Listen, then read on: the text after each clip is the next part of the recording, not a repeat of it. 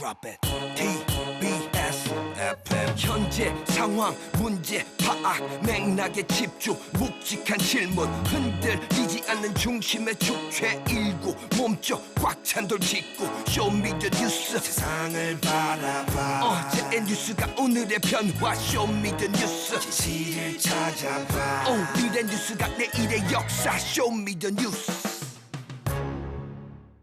꼭 알아야 하는 뉴스만 골라서 전해드리겠습니다. 쇼미더 뉴스 채널 분들입니다. 뚱커벨 인사이트 K 배동찬 소장입니다. 눈이 펑펑 많이 옵니다. 힘내십시오. 뚱블리 정상근 시사 전문기자입니다. 네, 안녕하십니까. 네, 두 분은 새해 들어서 어떤 결심했어요?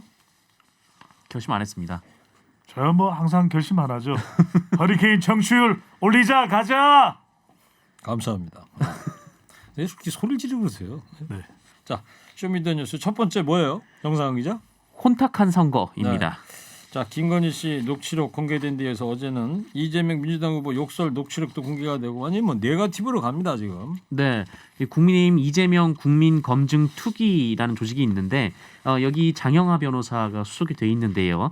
이 장영하 변호사가 어제 국회에서 기자회견을 열고 이 3시간 정도 분량의 이재명 후보 육성 녹음 파일을 공개하겠다라고 밝혔습니다. 오늘은 추가 기자회견을 통해서 이 파일을 직접 국회에서 틀기도 했는데요. 해당 녹음 파일은 그 이재명 후보가 전화로 그 형 이재선 씨 그리고 형수에게 욕설을 하는 내용, 그리고 이재선 씨에게 정신병원 입원을 압박하는 듯한 음성이 담겨 있었습니다. 이 녹취 내용에 유동규 씨 관련 언급도 있었다고 그러던데요. 어떤 내용이에요?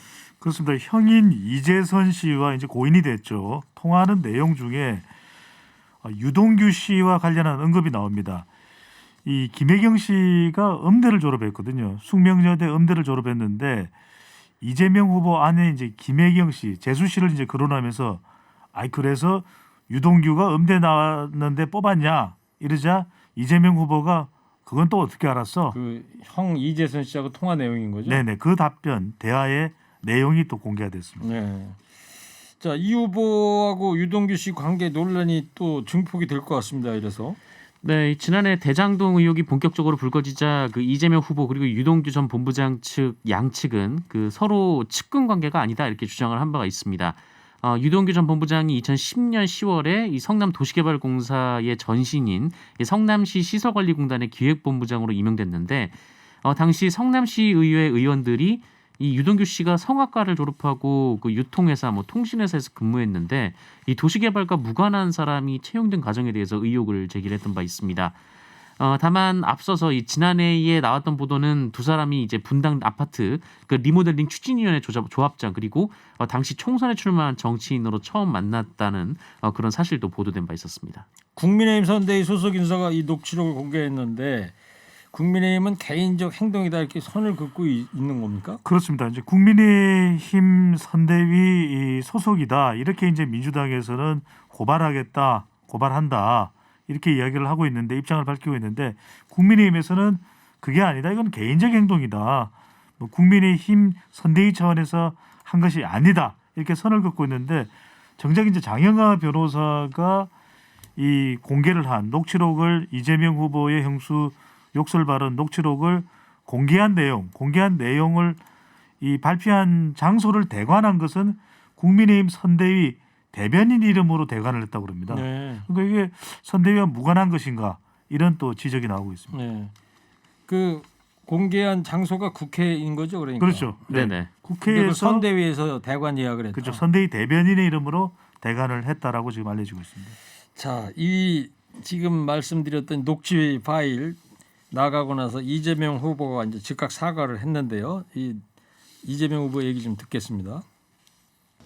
가족의 내밀한 문제이긴 하지만 비록 말씀드리기 어려운 사정들이 있긴 합니다만 공인으로서 이런 무리를 일으킨 점에 대해서 다시 한번 깊이 사과드립니다.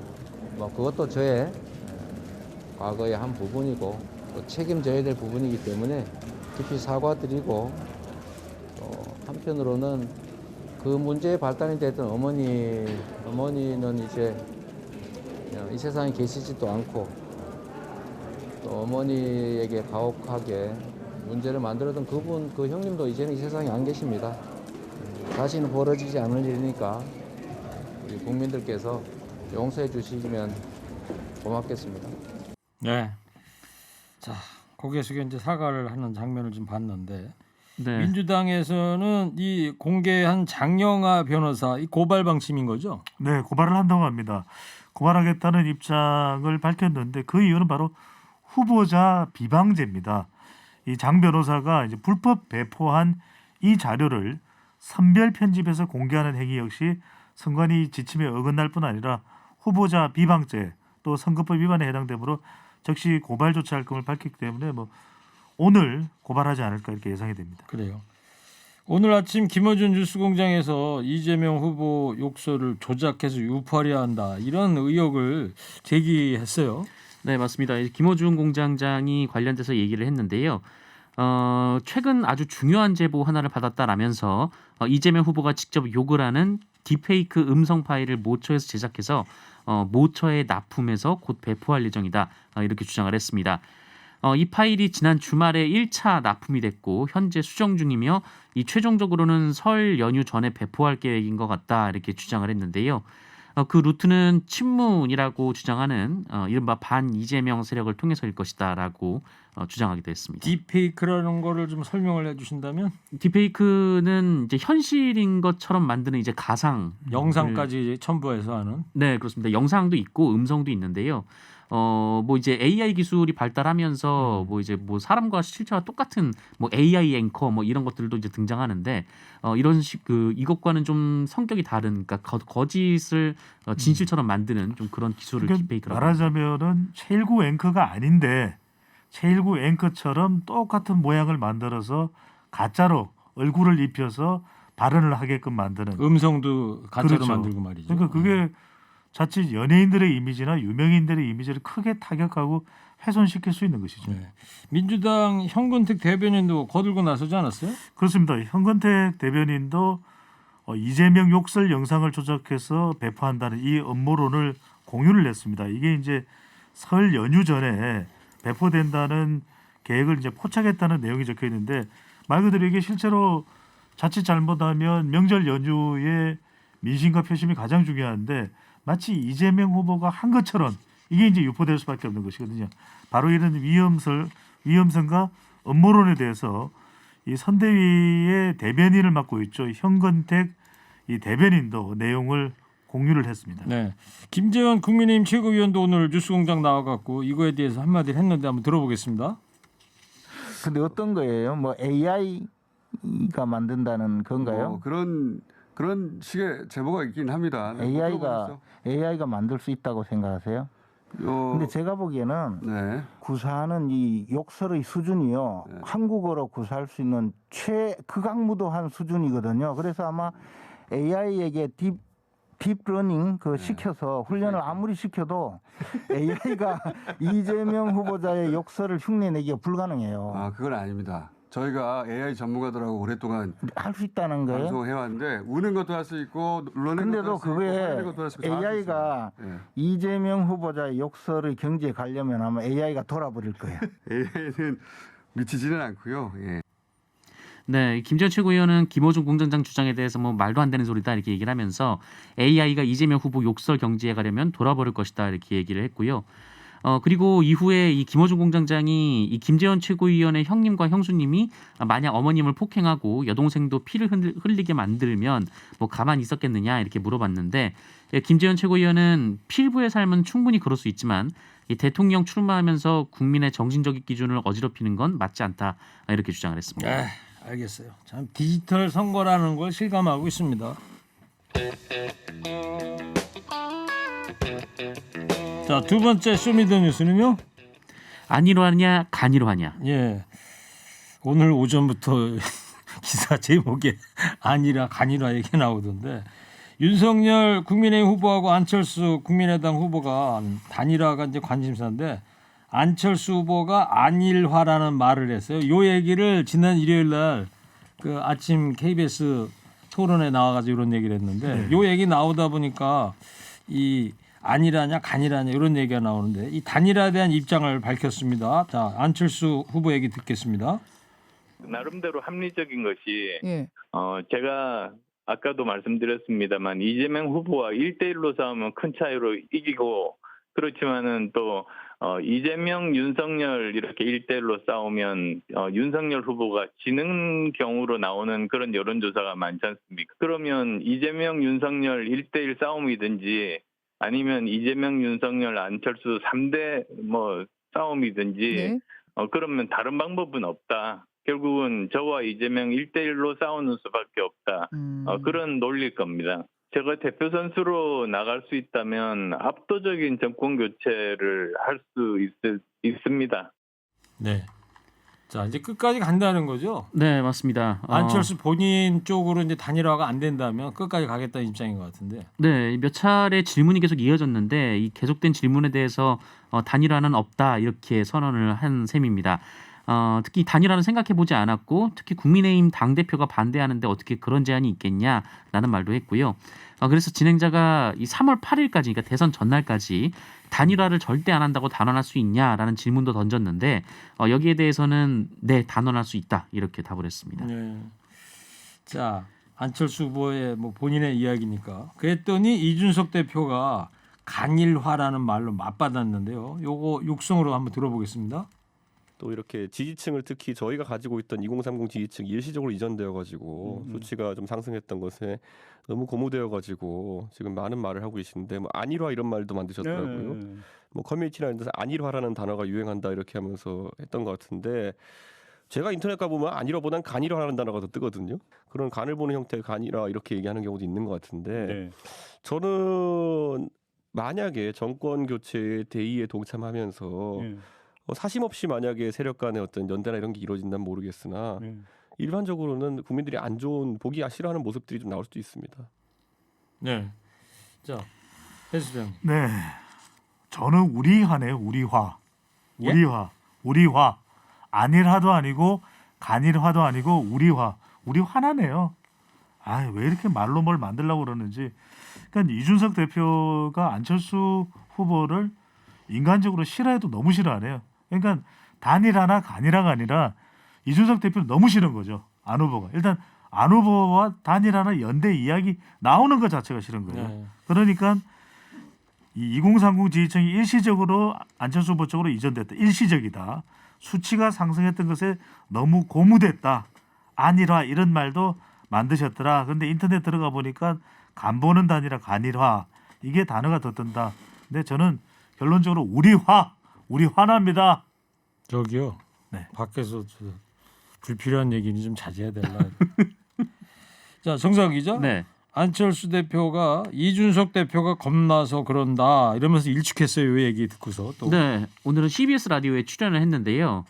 이준석 대표의 발언에 대해서 이거는 안철수가 무섭다, 내가 초조하다 이렇게 해석하면 된다 이렇게 얘기를 했습니다.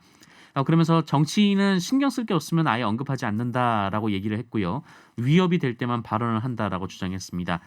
그러면서 여론조사를 보면 윤석열 후보가 어느 정도 조금 오를 때 안철수 후보는 더 많이 오르는 경우가 많다라면서 그것만 봐도 지지율 상승이 윤석열 후보 하락세에 대한 반사 이익은 아니다 이렇게 주장을 했습니다. 자, 양쪽의 갈등이 이제 커져가는데 배 수장님 네. 단일화 이루어질까요? 저는 50대 50인 것 같아요. 그러니까 당위적으로 생각해 보거나 아니면 보수 진영의 결집을 생각한다면 단일화가 맞을 텐데 이게 이제 당위성입니다. 구조적이고. 근데 지금 이준석 대표가 워낙 싫어하니까요. 안철수 후보를. 김재원 최고위원도 안철수 후보를 워낙 싫어하잖아요. 그러니까 이게 개인적인 감정 때문에 근데 또 그렇다고 해서 단일화를 위해서 윤석열 후보가 이준석 대표와 결별하기도 힘들 테고 현실적으로는 쉽지 않을 것 같아요. 네, 당위적으로는 단일화가 맞는데 현실적으로는 네. 어려울 것 같다. 이준석 대표하고 안철수 후보가 사이 안 좋은 그 노원의 국회의원 선거에서 이기고 지고 그래서 그런 거죠. 뭐 바른미래당을 거치면서도 그런 것 같고요. 그냥 워낙 안 좋은 것 같아요. 네. 자, 근데 단일화 과정의 여론조사 결과가 이제 중요한 역할을 하게 되는 거 아닙니까? 네네. 근데 요즘 보면은 20대 남성 지지율 2대 남이라고 그러잖아요. 지지율이 요동을 치고 있어요. 그러니까요. 지금은 20대 남자가 이준석 효과, 이준석 매직이라고 그러더라고요. 이준석 매직으로 윤석열 후보 쪽으로 가 있는데 참 알 수가 없습니다. 이게 들어왔다가 빠졌다가 밀물이 됐다가 썰물이 됐다가 그러니까 경선 때는 홍준표 후보 쪽으로 가 있었는데 또 이준석 대표와 윤석열 후보가 결별할 때는 또 이준석 대표 쪽으로 갔는데 또 이준석 대표와 합하고 보수 결집 효과가 나타나니까 또 윤석열 후보 쪽으로 와 있었는데 이게 또 언제 변할지 모르니까 말 그대로 걷잡을 수 없는 이대남입니다. 네. 그리고 어제 뉴스 어디 보는데 네. 어제 하루만 해도 여론조사 결과가 10군데에서 발표가 됐다는 얘기가 그러니까요. 하더라고요. 뭐 이렇게 많이 해요 여론조사를. 참. 자 그리고 이재명 후보, 윤석열 후보 지상파 토론회 27일이냐, 네. 31일이냐 오늘 오전에 만나서 단판을 진다는데 어떻게 결론 났어요? 결론은 나왔는데요. 이 명확하게 결론이 나진 않았습니다. 며칠 날 하기로 했어요? 지금 일단 나온 것은 1안이 31일. 네. 첫 번째는 31일 오후 7시에서 10시 사이고요. 혹시 지상파 3사에서 편성이 어렵다면 30일 같은 시간대에 중계를 요청한다라고 30일 양당이 날? 네, 합의를 했습니다. 그러니까 31일은 설 전날 월요일 날이고요. 네네. 30날은 일요일이네. 네, 설 전날 아무래도 그럼 뭐 특별 27일은 물 편성이 돼 건너간 있으니까요. 거고요. 네, 27일은 아마 이루어지지 않을 것으로 그러면 보입니다. 청취자분들께서 알고 계시면 될 게 30날 아니면 31일 네, 양일 그 중에 하루가 중에 될 하루가 것이다. 될 것 같습니다. 알겠어요.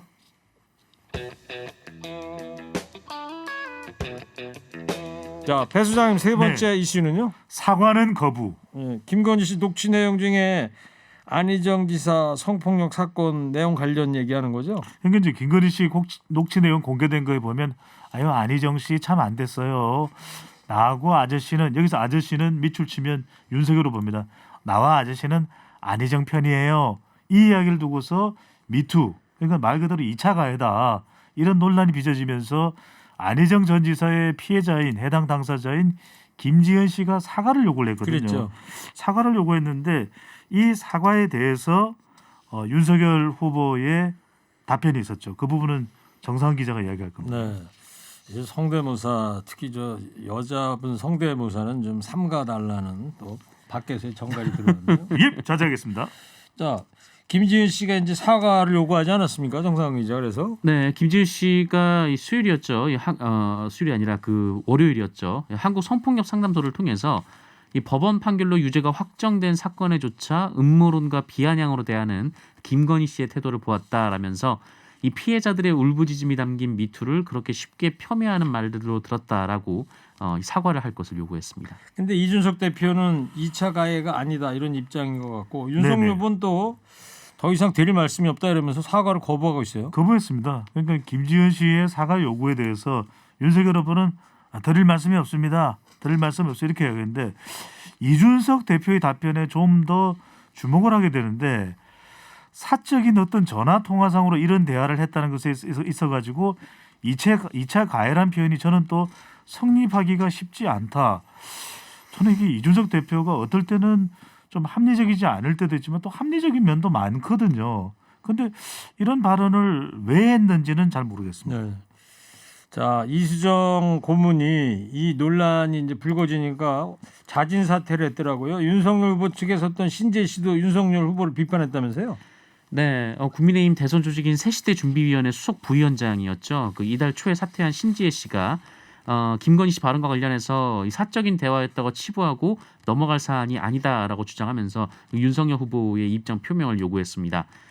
그리고 국민의힘 그 선대본부 여성 고문이었던 그 이수정 경기대 교수는 이 녹취록 파동이 이 피해자에게 끼쳤을 심적 고통에 대해 진심으로 유감을 표명한다라고 말했는데요. 이후 이 국민의힘 지지층인 그 20대 남성 일부의 반발이 커지자 이 선대본부의 여성 고문을 그만두겠다라고 밝혔습니다. 예. 자, 요 얘기 여기까지 하고 하나만 더 할게요. 그 민주당에서는 지금 불교계 반발 잠재우는데 고심이 깊다고요. 정확하게는 불심이 더불어민주당의 정청래 의원에게 뿌리 났습니다. 지난해 이제 국정감사 때 이 문화재 관람료 그러니까 산에 가면 우리가 사찰이 있기 때문에 문화재 관람료를 내는데 그렇죠. 이 해인사 관련해서 통행세다 이 문화재 관람료가 정청래 의원이 봉익임선달에 비유를 했습니다. 그러니까 대동강물을 팔아먹은 봉익임선달이잖아요. 그러니까 비유를 봉익임선달은 안 하는 게 나았었을 것 같은데 이걸 놓고서 이제 이 조계사를 찾아서 사과까지도 했는데 대거 이제 더불어민주당 의원들이 많이 갔었거든요. 그런데도 108배도 했잖아요. 108배 했습니다.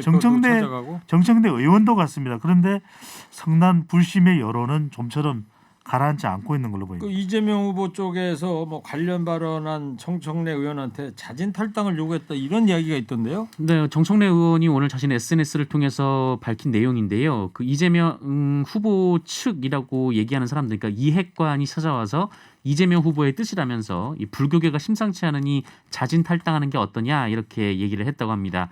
하지만 자신은 사전에 탈당과 이혼은 없다라고 얘기하고 단호하게 거절하고 돌려보냈다라고 밝혔습니다. 알겠습니다. 자, 여기까지 듣고요. 오늘 한 줄평 하겠습니다. 김건희 씨 녹취록에 이어서 이재명 후보의 욕설 녹취록도 공개되면서 대선판 혼탁해지고 있습니다. 오늘 여기에 대한 두 분의 한 줄평 들어볼게요. 먼저 뚱커발부터 해주세요. 3, 2, 1. 와이라노 와그라노 간결하게 모든 관직을 사탈하고 끝났습니다. 공고파직하노라. 귀한 아니, 가야 되겠는데요. 끝나지도 않았는데요. 네, 말이 끝나지도 마지막에 않았는데요. 자, 간결하게 다음 정상근 기자 주세요. 3, 2, 1. 혼탁할 땐 영탁 노래.